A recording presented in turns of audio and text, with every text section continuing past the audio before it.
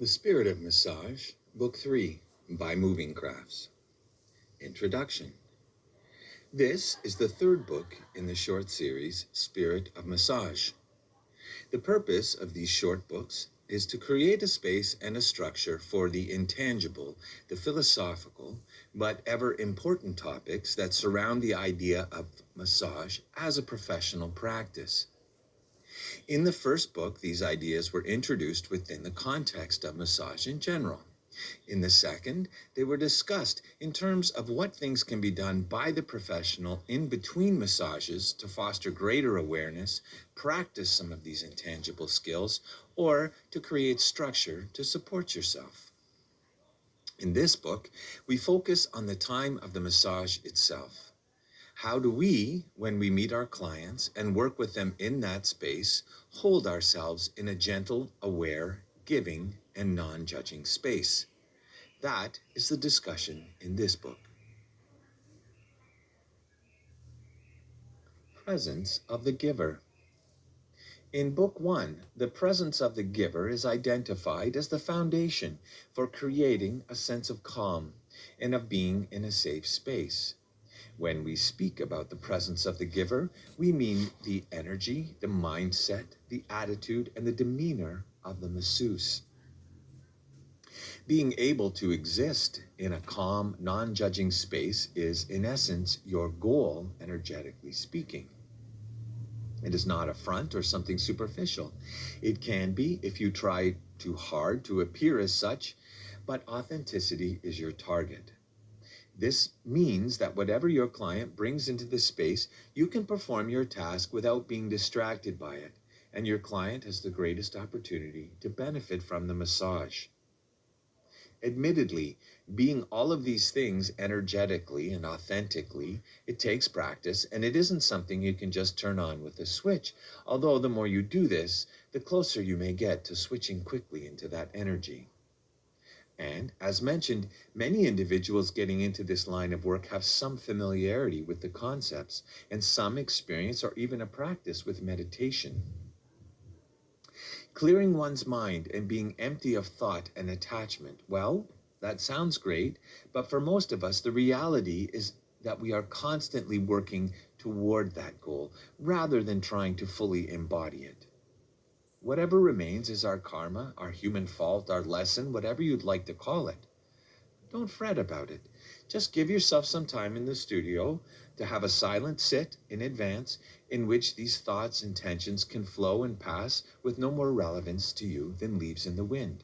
They may come back, but in this moment you are clearing the space for the massage. In terms of preparing for a client to enter, we can also prepare by reminding ourselves that, perhaps like other roles we have in life, this one is fairly simple and straightforward. A massage can be a profound experience. We will follow our technique and learning carefully and with strong intention. However, we are actually not responsible for ensuring a profound experience, just for giving the best one we have to offer. We don't need to answer difficult questions or do very much talking. All we need to do is focus on what we know and do our massage, relying on our learning, practice, and technique. This can be calming to think about, and it can enhance the ability to clear the mind of unnecessary clutter in advance. Because after all, you don't know what's going to come through the door, but whatever it is, you will be best served to greet it with non-judging calmness. And this is the way you can treat yourself.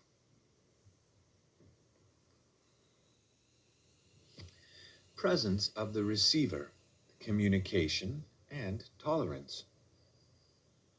The one thing we have no control over is the mindset, energy, attitude, etc. of the client. Now, in secret, the more you are invested in this process, the more you will want your clients to get out of it, and it means that you will likely wish you could encourage them openly and directly toward a very open energy. That is the best way they can receive. However, you will not be able to do this with the overwhelming majority of clients, and this is why we focus so much on preparing ourselves and our energy. The receiver will enter the room in any number of states. In essence, your energy will take a leading role in creating safe space, but their energy will be what fills that space. So practically speaking, how do we take on a lead role while simultaneously allowing the client to remain in charge of their experience? Well, this is a balance, and how you communicate will determine a great deal of what happens next and where their energy goes. Now, the truth is, a massage can proceed whether or not this communication takes place. You can make the arrangement, the person shows up for the massage, and you give them the massage. The reason that these aspects, these intangible things, are so important is because they elevate the experience to a much higher state of receiving the true benefits. So, greet the client, welcome them, and direct them to what is next. If you like, you can put your water bottle over there, etc. Do you need to go to the bathroom? These are the sorts of things we say. Now, once the client is seated, ask them, is there anything I need to know? In terms of our balance, they have received some direction from you, which establishes your role, but at the same time, it puts the power over their body firmly back in their hands. It assures them that they are the authority of their experience and can tell you things that you can then use within your skills as a professional. As simple as it sounds, these small things make an enormous difference to the experience and the presence of the receiver. Now, your communication skills can serve you well no matter what comes through the door in terms of the receiver's energy. People arrive with their personal history of the body touch and experiences, and this is why a calm, safe, non-judging space is so vital. They may suddenly get quiet or freeze up in some way, to which a non-judging energy will respond by verifying their comfort level at each stage. Just having the sense of control that comes with being given options, this can be very settling for people. You can facilitate this sense of self-control for the receiver through communication, and therefore there are some key messages to deliver right at the beginning. Let them know if they need a break, if they feel uncomfortable about a position or a body location. Any of these can and will be changed at their request. It's true that for most people, they would assume that in a massage situation, these things are true. However, saying it out loud, acknowledging it, and giving them permission goes a long way. This is our nature. Be sure to let them know that with only the power of their voice, they maintain control over their body. On the other end of the scale, you may have someone who arrives with nervous energy and suddenly needs to do a lot of talking. Perhaps in their history, there are issues of control, and part of them fills the airwaves between you with chatter that is not relevant. You can be gently accepting without engaging too heavily in the conversation and continue to direct them toward the massage as you would anyone else. Just let them be, and they will likely talk themselves out. Either way, your messages only need to remain consistent, simple, and focused on your task. Be patient and accepting of their experience, and the transition from introduction to table should go smoothly, regardless of where they are at energetically when they enter the room. If you think about it, the topic we call presence of the receiver, which also centers on communication, and it also involves the notion of cultivating tolerance. The moment in which the client arrives may in some way be the most challenging and may present the most potential for someone to get rubbed the wrong way. Some clients arrive with their energy in a knot like that, owing to something in their past or in their day or their relationship to what's happening in the moment. They may have an unconscious need to try and gain control or put you suddenly on the back foot or do something else unnecessary. All of these issues come together in this moment, and the more focused you are on that safe space and on a non-judging energy, the less potential you have to be bothered or knocked off your center, and this is the right place to be. Tolerance is not dependent on the client being agreeable to us. It is a skill that is accepting of the energy of arrival for the recipient, and it focuses on communicating patience, but with a focus on the purpose of being here. Consider this a very basic form of magic for you to master. resulting from tolerance, acceptance, and good communication skills. Post-massage. As much as there is a moment of entry when the client comes into the space and the interaction really begins, there is also a time of exit. This should be treated with the same kind of respect and focus. The massage experience ends when the interaction is complete and payment is made, parting wishes are exchanged, and the client leaves. What happens in these closing moments will be different for you than they are for the client, but also it will likely be different for you from one massage to another. Again, this is a time to be content with what is and to free yourself of expectations you may be holding for yourself or for the client. Sometimes we hold these without being fully aware.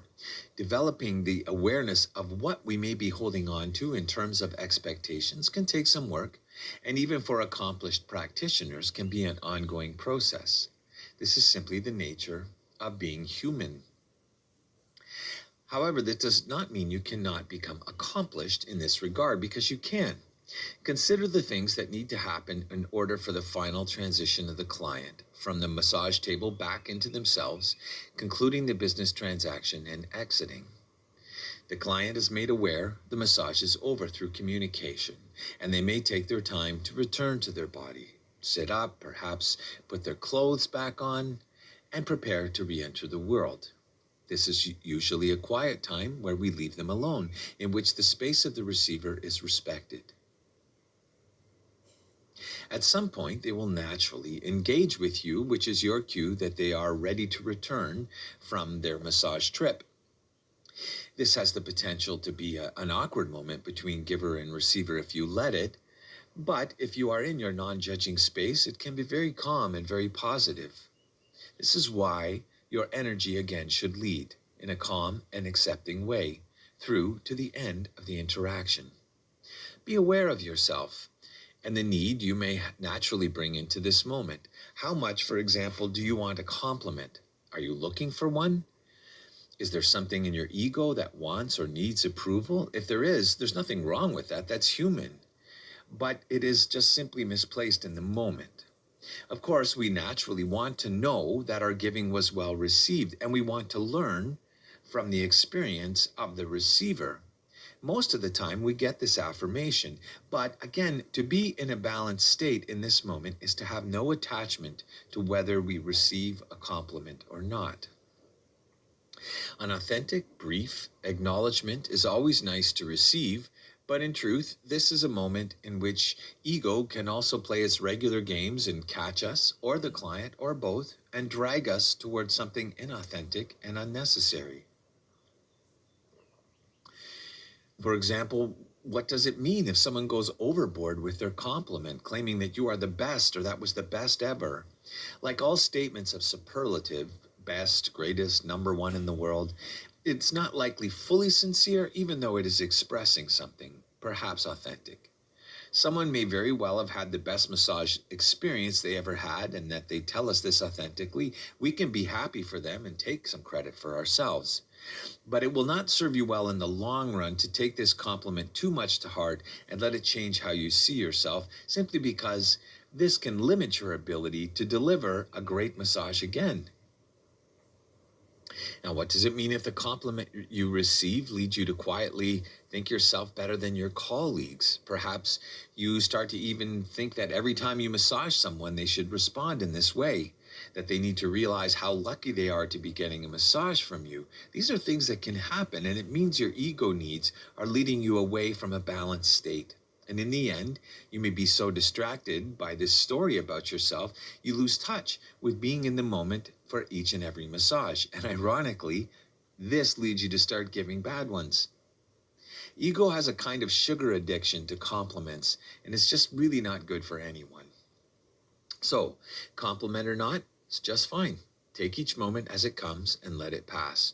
You may generally want to hear the feedback from the client so you can improve, and this is wise. Listen to what they say, if they have something to say. But also know the client is not in an intellectually driven space in the moment. I mean, they just had a massage. So they are likely not in a place to think about what you might need or want. Just let that be. This is also what they paid for. And pay they must, because that's part of the deal. But must they tip? No, that is up to them. The exact protocols of the payment may be shaped by where you work and whatever policies exist, but if the client pays you directly, just be prepared to accept the agreed upon price and be happy to consider that a satisfying completion of your transaction. There's no point in expecting a tip that will either be there or it won't for various reasons. Some of them may be cultural. Americans tip, for example. Japanese people consider it rude, and it is never expected. Europeans don't really tip either. It's not in their culture. In total, the transition from end of massage to the exit of the client is simple, but has a few key moments that may become awkward.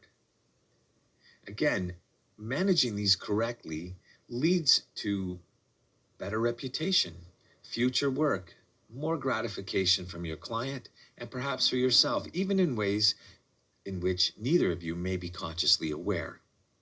It is just as important that you are aware of your thoughts, energy, desires, and needs at this time. You don't have to be a robot. You just need to be aware so you can process this exiting moment with a healthy energy of non-attachment. Whatever is going to happen is going to happen. No point in letting your ego get in the way. Understanding the origins of tension. When you are engaged in a massage, you will become familiar with a person's tension. This process will become stronger over time.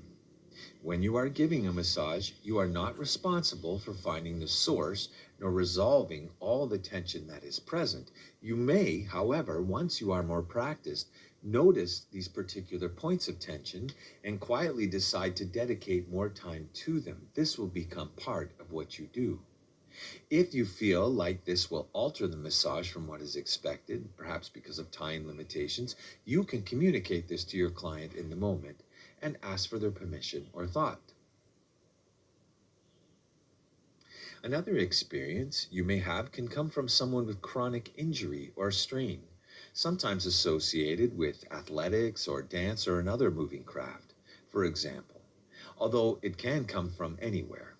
The point is, you may well encounter a stress point or an area of tension that the client may even ask you to work on, and in doing so, you realize that this is not necessarily going to go away from one massage. Often chronic tension in muscles occurs because of chronic activity. It took time to get to a near crisis point, and it will take time to undo. Know this can happen and prepare to explain that to your client, and then proceed with the best work you can offer them. Confidentiality. Confidentiality is, in a sense, something we respect outside the studio because it is outside the studio that we must keep our secrets or knowledge about the clients to ourselves. What happens in the studio stays in the studio. That is the nature of confidentiality. At the same time, it is important to state the presence of confidentiality to your client when you greet them. None of what you say needs to be long or involved, but it needs to be clear and not rushed so they understand and feel assured. Try this. Welcome. How are you feeling? Would you like to sit down as we prepare? Everything we do here will, of course, be confidential, including anything you might share about your tension or whatever. This is a safe space. That's just an example of a message you can deliver. Again, it seems simple, and it is. But so are many things that are meaningful, and it doesn't stop them from being important. Breathing is simple too. Have you ever tried to go a day without it? Communication.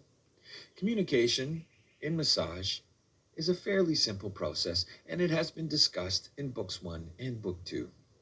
Here, we simply offer a list of reminders. You can make a short list of your own of the things you wish to communicate when your client arrives and when they depart. And these may include a welcome message, simple directions. Let's get you on the table. You can put your clothes here. Would you like to disrobe there? Are you comfortable? Inform. You give a general description of what to expect and a clear reminder that they are in control if something is uncomfortable for them. They can ask you to stop, etc., etc. Ask, is there anything I need to know? Give them a chance to respond and repeat back anything they say to make sure that it is properly understood. Finally, let them know that if they are ready, you will begin. Keep your energy calm when you communicate. Make eye contact and be agreeable to their suggestions. This sends a more subtle message that they still have their power, even in a vulnerable position. Energy flow, synchronizing with the receiver. In our earlier discussion of this topic, the idea was introduced that at some point, an accomplished masseuse will likely have the experience of feeling a kind of synchronicity and a flow between their energy and the energy of the receiver. This is really one of the intangible aspects, and as we have identified, they go far beyond words. This is one of the experiences of life that science cannot necessarily prove or disprove, but experience will be convincing all on its own.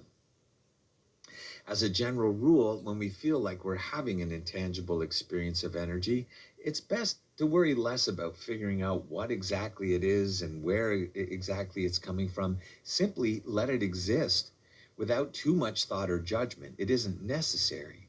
If something is real, it doesn't require us to focus on it or tell convincing stories to other people in order to be real. We can just let it be. We can observe and let it teach us whatever it will over time. Why is that important? One of the central messages we have at Moving Crafts is that the quality of authenticity can and should be a goal and a path toward mastery in massage. Learning technique, yes, it is very important. You cannot succeed without it. However, as you progress into more advanced levels, your ability to be authentic will be something that, in a sense, determines how much you can learn and achieve in the world of intangibles, of energy, even in massage. Being authentic is not an act for others. It is primarily a relationship with self. Being comfortable with what you are and what you aren't, and being constantly open to seeing that as every new door opens, it reveals how much more there is to know. This is not just a suggestion for massage, obviously, but a general orientation toward life. And having such an orientation toward life will elevate the things that you do, including your massage. So back to the massage and the idea of feeling one's energy syncing and flowing with that of the client. Many things can and will go on in the intangible space where energy resides between you. The receiver is going to have their experience. It will be independent of your experience. This means that you, too, are having an experience of the massage, and rarely will it be the same. Most of the time, you won't know either way. And rarely you find yourself discussing this and comparing your notes with the experience of the client after. So it's not that relevant. It's just simply important to know that your experience can exist on its own and be authentic, and it will teach you things over time.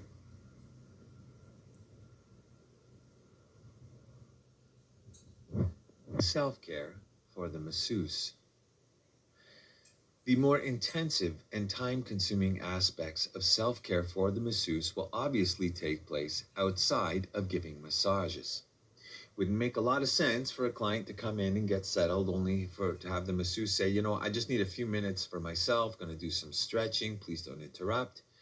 Generally, this is not how a massage proceeds. However, self-care does in fact have a role for the masseuse during massage. There are both physical and non-physical ways to provide self-care during a massage. In Book 2, we mentioned the idea of leaving time for yourself to have a moment of quiet sitting before the client arrives. But the whole preparation stage of the space can be inclusive of self-care. When pilots take their seat and prepare the plane for takeoff, they often respect what they call a sterile cockpit. In essence, this means there is no interaction or conversation to take place between them that is not focused entirely on the task of checking the plane and getting it ready for flight. You are not about to fly a plane, So perhaps if someone else is there, a bit of friendly banter doesn't have to be totally forbidden, but the idea holds true. Begin to enter your energetic space of focus as soon as you enter the studio to prepare it, whether or not you have time to sit quietly or not. This is a wise principle to be applied. You treat the space as a cue to awaken your masseuse self to come to the fore, and for all the distractions and other aspects of yourself, your life, etc., to take a quiet seat outside. Sometimes visualizations can be helpful. For example, you may picture yourself surrounded by a beam of light or perhaps a waterfall. From behind these things, you can see the other people in your life, the tension, stress, etc. But what they bring in terms of energy, it can exist on its own without sticking to you. It cannot permeate your space, if that makes sense. It's a small thing, but it can be invaluable for those who unknowingly pick up on the energy of others and feel invaded by it. On a physical level, you are responsible to think about how you are going to give the massage in terms of its impact on your body as well. Are you overusing muscle groups? Are you focusing too much on your arms and ignoring the power of your body to move and give strength and support? Are you too rigid? Is there something happening for you on a psychological level that you feel you must look a certain way or strike a certain pose in order to take yourself seriously as a professional? This can happen. It creeps in very subtly, and like many times when we are rigid and not in flow, it leads to physical problems. In this case, a sore back or even muscles and tendon strain. Do not forget you are human, and your body, including its human limitations, are part of the massage. They are present. You are not only permitted, but you are actually obliged to look after yourself as well. Think about it this way. No one else is going to do it. And if you fall ill, you will no longer be of any use to your client nor to yourself. Self-care is an important responsibility. Being mindful of how we treat ourselves, how we view that responsibility, can tell us a lot about our own inner workings. Is there part of you that is reluctant to value yourself in this way? Why? If you, as a caring person, have a tendency to put yourself last, you aren't alone.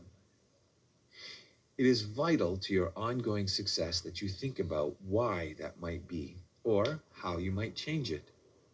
Pursuing such questions in your own time can improve your relationship to self. And that, by the way, leads to greater authenticity, which, among other things, makes you a better masseuse.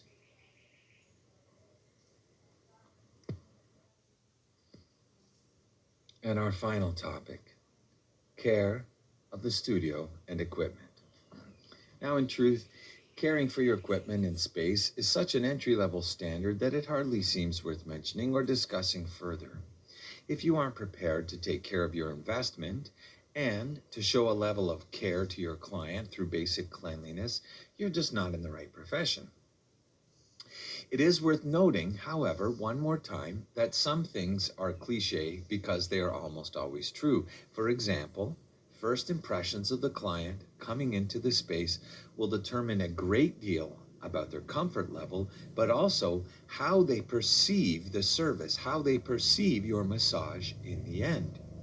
You don't want foul air, bad smells. In fact, the more the space is immediately pleasing to the senses, the better off you are. This is just common sense. The better the impression your client has, the more positive things they will say about you, and the better your reputation will become. And this is better for your business. So in terms of self-care, there is just a reminder that when you are finished, when you are cleaning up or prepping the space for the next user, this is still an opportunity, much like when you are preparing the space ahead of time, to do a little bit of quiet self-care. Allow yourself to release the thoughts, energies, etc. of the massage and the client while you are removing the sheets, etc. Use the act of disposing the dirty sheets or the hand wipes, etc., as a metaphor for throwing out what you don't need to take away with you from the experience in terms of thoughts and energies. This is waste product that is now disposed. If you have time, use the ritual of a little short, quiet sit before exiting. This allows us to more consciously make the transition in terms of space, our own identity, etc., and what we take with us when we leave and go back to ourselves. Small rituals in this industry can do a lot more for you than you might think, if you are authentic with yourself. In closing, let us say this is just the beginning. These 3 short books offer some structure and ideas and concepts and experiences that are likely to become part of your experience as a professional. We hope we have successfully given you some food for thought. Having a language or a structure through which to discuss, view, contemplate, and understand these things can be very useful. We hope you find it so as you pursue your path.